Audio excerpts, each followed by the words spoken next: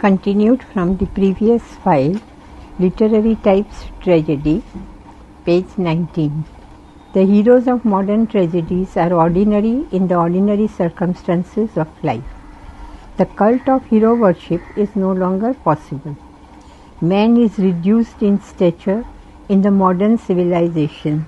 Mighty civilization rules human beings, and men and women are puny, petty figures pitted against the mighty social and political forces. Classical and Renaissance tragedy was built on the belief in the infinite capacities of man. Modern civilizations relies on the omnipotence of the state and society. The humanistic ideals of Greek culture and Renaissance culture promote high tragedies. The decline of high tragedy was manifested in the 17th century with the rise of rational empiricism. Such primal notions as the intervention of the supernatural in human affairs, the sacraments, grace, preordainment, chain of being were vividly present in the dramas of Aeschylus, Sophocles, Euripides, Shakespeare and Racine. But the new concepts based on rational empiricism of Descartes, Newton and Voltaire made the conventions of symbolic language and mythology irrelevant to the audience after the 17th century. Moreover, royal or aristocratic culture predominated in Athens and Shakespeare's England.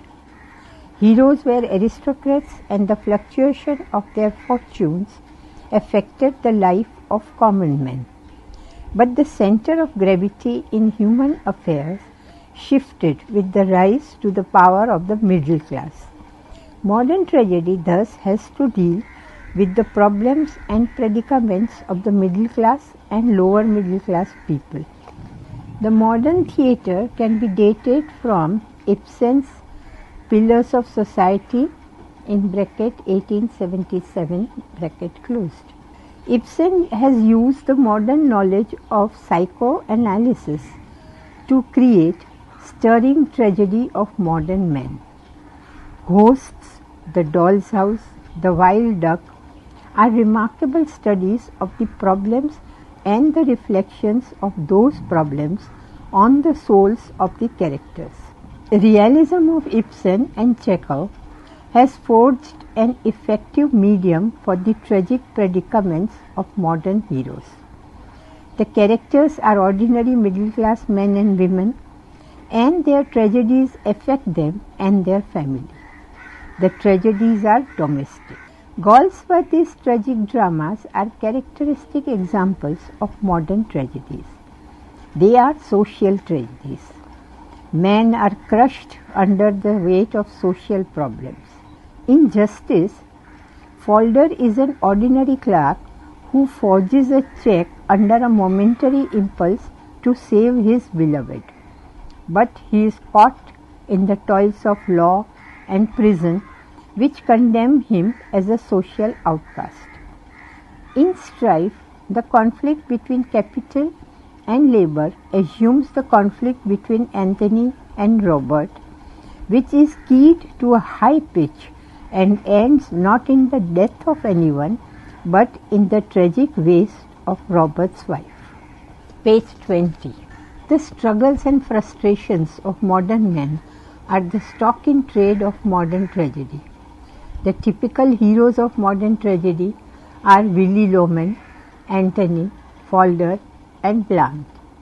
Willy Loman in Arthur Miller's Death of a Salesman is the hero of a representative middle-class tragedy of modern times.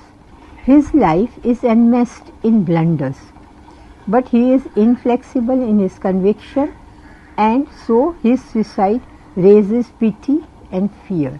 In the post-war, in bracket Second World War, bracket closed, plays, tragedies in the traditional sense are replaced by a new kind of grotesquely ironical dramas which are neither tragedies nor comedies.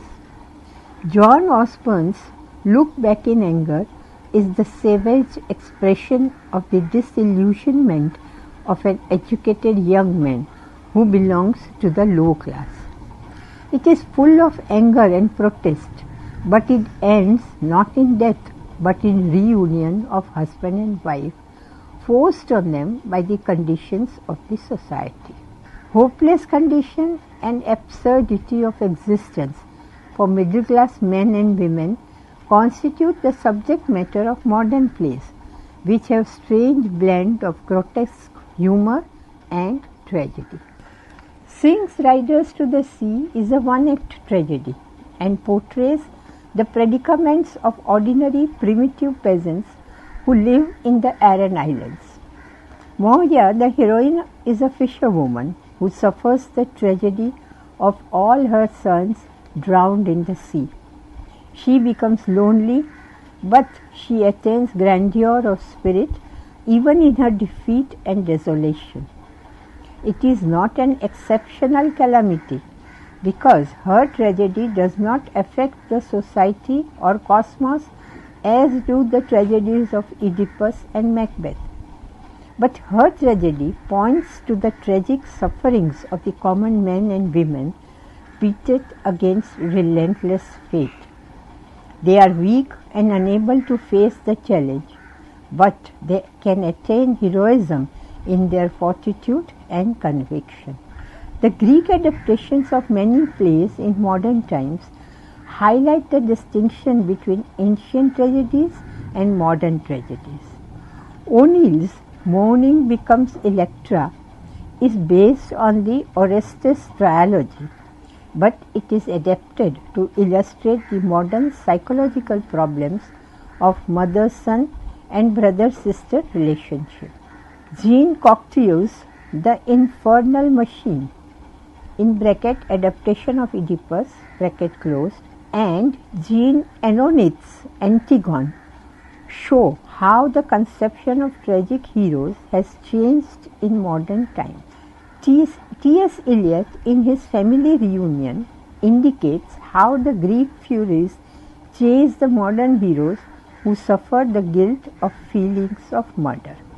In modern tragedy, there may not be the death of a hero, nor these may be an exceptional calamity.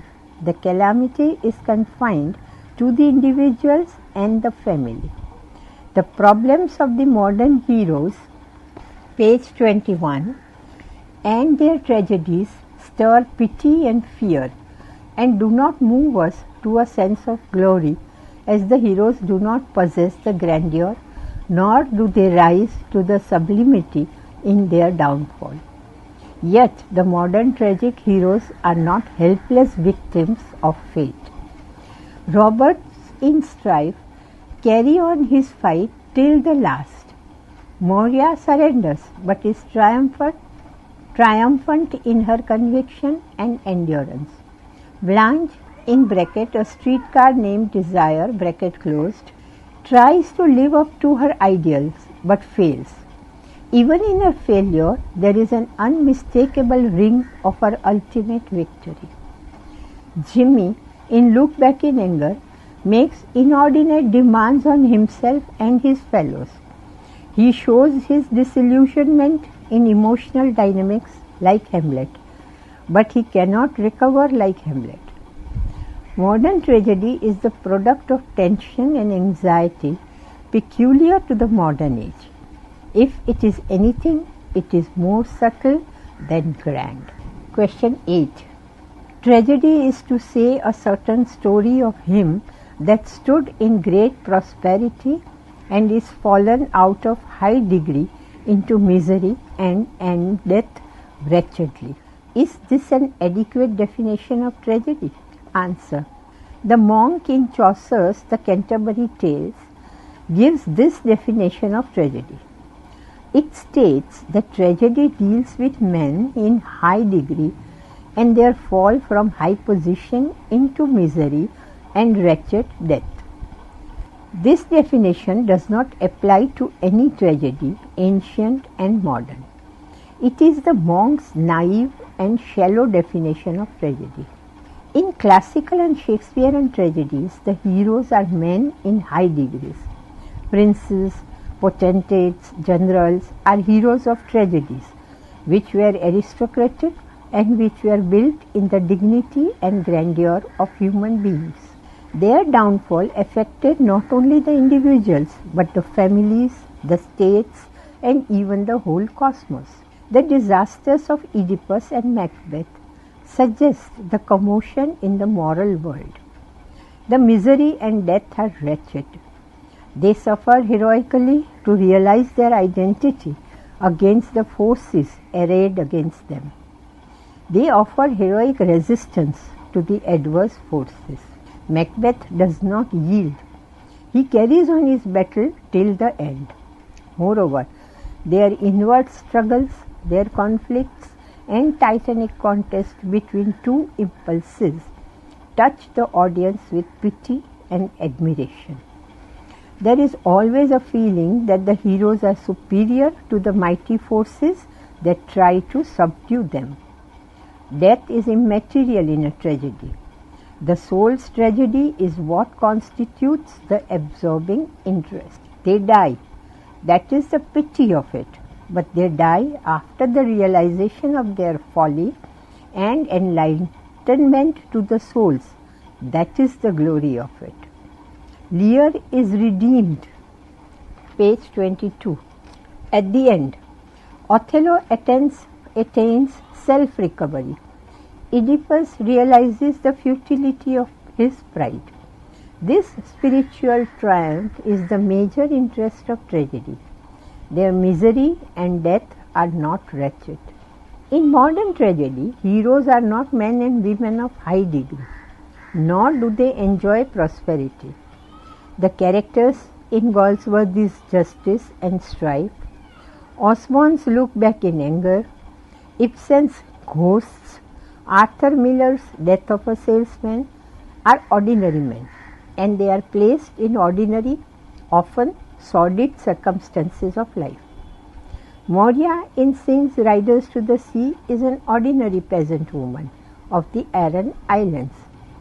Modern tragedians indicate the commonness of their characters and the ordinary situations. They are crushed by social forces, or they suffer from their own psychological predicaments. They are very like us, and their problems touch us and affect the common audience. They are not high and mighty people like Oedipus and Hamlet, and their calamity has nothing exceptional in it. Their sufferings and death are pathetic, but they show their heroic spirit even in their ordinary circumstances of life. Roberts offers stiff resistance to Antony, who wields great power as a capitalist. Moria, a poor and weak peasant woman, attains heroic grandeur in her endurance and conviction of the reality of life. Tragedy is the suffering of a hero, and this suffering is caused by his own flaw and also by the circumstances in which he is placed. But his sufferings are disproportionate to the sin that he commits. Oedipus does not know what he has done, and so his proud refusal to believe what Tyreus and Creon say is based on his firm belief that his father is the king of Corinth and he has escaped from the place to avoid the sin of patricide. Macbeth murders the king, but he suffers the agony of indecision and the anguish of remorse and repentance. Thus, tragedy raises the feelings of sympathy with the admiration for the heroes. Misery and wretched death are not the major interests of a tragedy. Tragedy shows the grandeur in the defeat and death of the hero. In modern tragedy, this grandeur is absent. Yet the heroes assert themselves even in the midst of adverse forces. Loman in The Death of a Salesman, Blanche in his A Streetcar Named Desire, Roberts in Strife, Jimmy in Look Back in Anger, try to realize their identities in spite of the forces opposed against them. They encourage our feelings of pity for and at the same time sympathy, if not admiration, with them. We feel identified with them, and we never think that their misery is sordid and their death is wretched. Death is immaterial in a tragedy, and in modern tragedies there is no death. Moria does not die. Roberts does not die. Inner sufferings of the hero or heroine constitute the main attractions of tragedies. Page 23, question 9. The tragic hero's destiny or choice is to go down fighting rather than submit, and thus to pluck a moral victory from a physical defeat. Discuss with appropriate examples. Answer. Tragedy is the spectacle of sufferings of the heroes or heroines. Sufferings are in most cases spiritual. In their agony and anguish, we get a glimpse into the essential man. The particular tragic moment creates a spiritual disintegration in the heroes. They suffer intense conflict which shows their spiritual energy. They offer heroic resistance to the forces arrayed against them. Oedipus becomes more and more obstinate and proud as characters come to say that he is guilty of sin of the murder of his father. Macbeth, before the murder of Duncan, suffers the conflict between decision and indecision, and this conflict is expressed in emotional dialectics and dynamics. After the murder of Duncan, he is alternately sick at heart and bellicose. He challenges fate and decides to continue his fight till the last. He does not give in. Creon is at first obstinate and then becomes tyrannical. He does not submit to what Antigone says, even at the cost of his son's life. The tragic heroes are pitted against fate. They are placed in circumstances which make inordinate demands on their characters, and they are locked in relentless fight with the impalpable force which may be called fate. It is fate that makes Oedipus declare that he will punish the men responsible for the plague. It is ironical because he does not know that he becomes his own victim. Macbeth, the valorous minion, meets the witches at the psychological moment of his greatest glory. Othello has to grapple with the villain like Iago, and Hamlet has to contend with a situation which he can hardly tackle. In the fight with this malignant ironical fate, they show their titanic energy. In modern tragedy, the heroes are placed against social laws and customs. Falder in Justice says, quote, "The fact is, I seem to be struggling against a thing that is all around me. I can't explain it. It is as if in a net. As fast as I cut it here, it grows up there." Unquote. All tragic heroes are caught in a net, the net of fate, but they do not surrender to fate. They rise to heroic height by their relentless and energetic fight. A heroic grandeur exudes from this fight.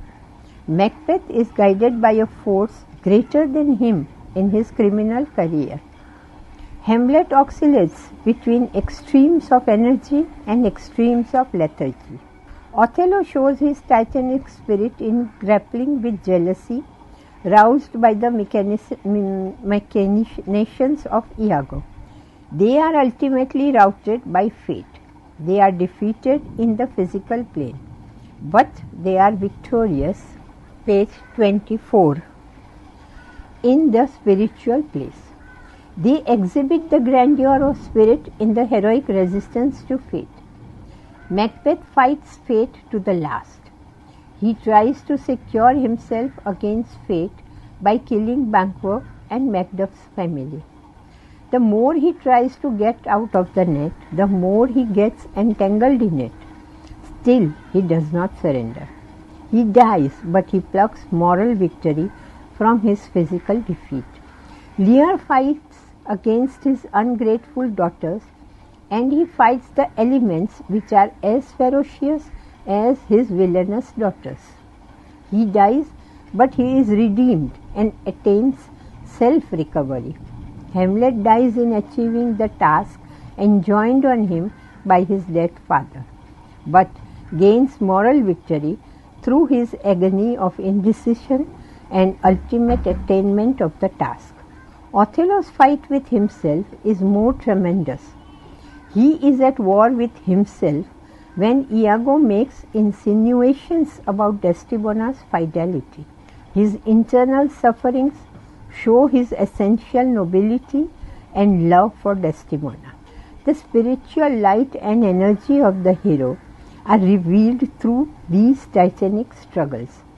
His realization of his folly and his deep remorse at the end rehabilitate him on the plane of moral victory. There is glory at the vibrant self-recovery of the heroes. As Hardy says, in every tragedy there is grandeur underlying the sorriness of things, sorriness underlying the grandeur. Question 10. Why do we enjoy reading tragedy, which is basically a spectacle of human sufferings? Or why does tragedy please us? Answer. It is one of the most baffling paradoxes of literature that tragedy in life pains us, but tragedy in literature pleases us. The problem is a curious one, and from the time of Aristotle onwards, the problem has been discussed with a good deal of subtlety, and yet no satisfactory answer has been found. Should we say that human nature is sadistic? It finds more pleasure at the sight of others' sufferings and pains.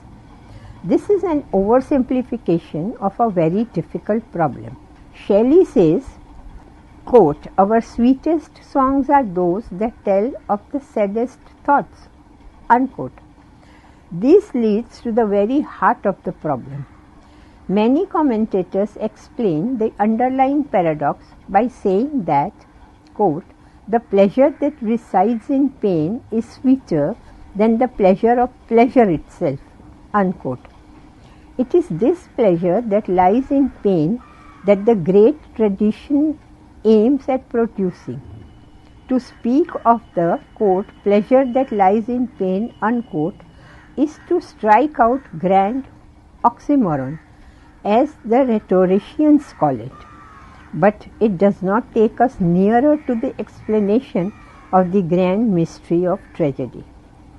Tragedy in Greek dramas and Shakespearean dramas is the spectacle of exceptional suffering befalling a man of high degree leading to death.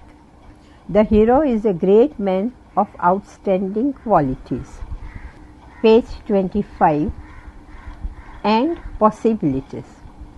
He has a, quote, "flaw," unquote, which is by itself not fatal, but becomes fatal in the circumstances in which he is placed. He fights against the circumstances which may be called fate.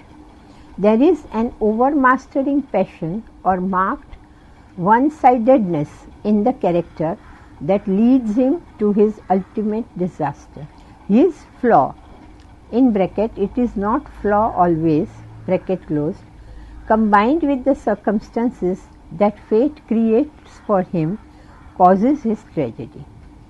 Macbeth's ambition, Lear's pride, Hamlet's moral sensibility, or Othello's jealousy are common human qualities, but Macbeth's ambition is aggravated to a fatal level by his meeting with the witches, encounter with his ruthlessly ambitious wife, trustfulness of the weak Duncan, etc. Hamlet's moral sensibility is fitted against the social milieu of pervading moral depravity, particularly of his mother and his beloved. Othello is not ordinarily jealous, but when wrought to the extreme, he becomes perplexed.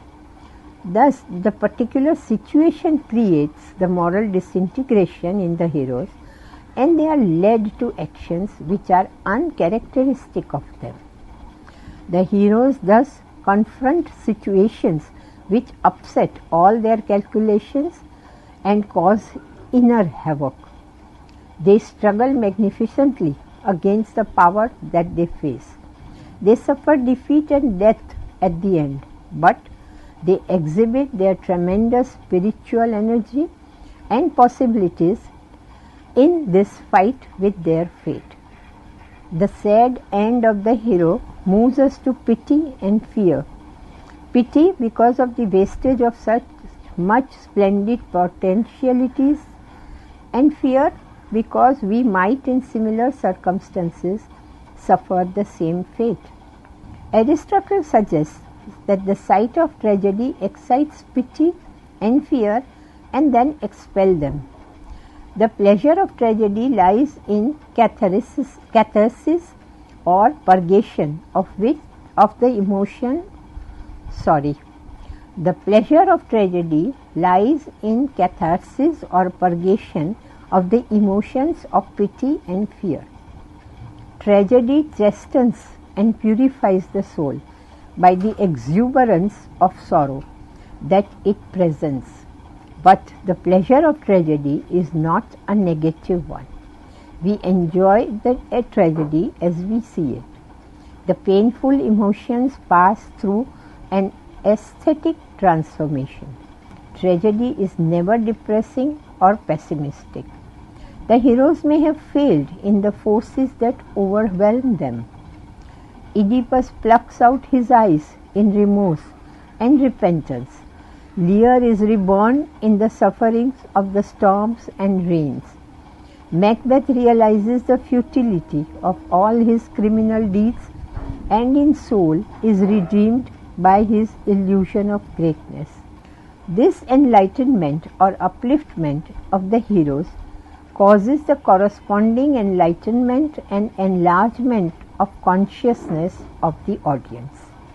The peculiar pleasure of tragic drama comes from a feeling that the sublimity of the hero's spirit is superior to the sublimity of the power which overwhelms him. The tragedy is a form of art and its pleasure is an aesthetic pleasure.